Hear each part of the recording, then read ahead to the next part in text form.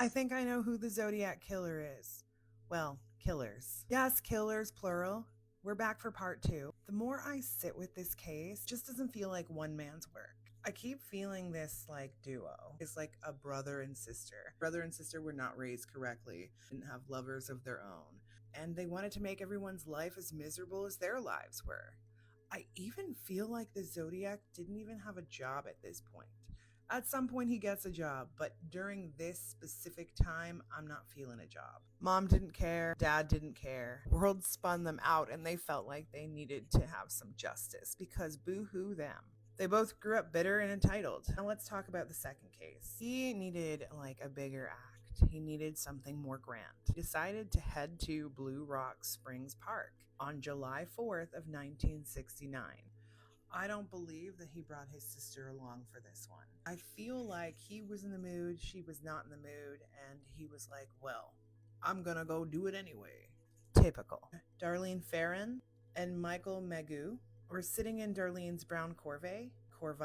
I don't know how you pronounce it. It was just a little bit after midnight, and of course, being July 4th, teenagers were cruising Lover's Lane. Now the car pulled up next to them, headlights on, then drives away. But minutes later, the same car returns. This car parks right behind them, headlights blinding basically. The driver gets out, flashlight in one hand, and a pew-pew in the other. He doesn't say a single word, he just opens fire. Well, Michael is hit multiple times in the face, the neck, and the chest. Poor Darlene is next. He is struck repeatedly. He walks away and turns back to fire again. Apparently it wasn't good enough.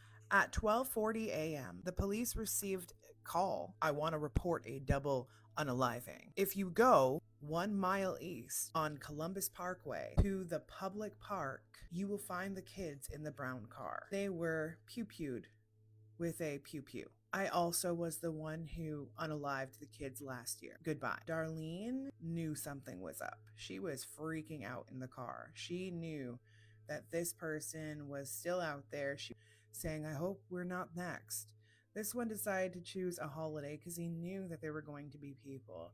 This was very sloppy. He did not stalk these people. He just picked them at random because he wasn't getting the attention he wanted. Although Michael was hit several times, he managed to survive. I also keep seeing this Volkswagen again. The second time. And I know they had a Volkswagen, but I keep seeing a green car. Maybe a green-blue. I also don't even think it was the Zodiac's car. I think it was his dad's car. He came back home, and from what I can see, he was pissed that he did not accomplish this. We will be back for part 3 here soon.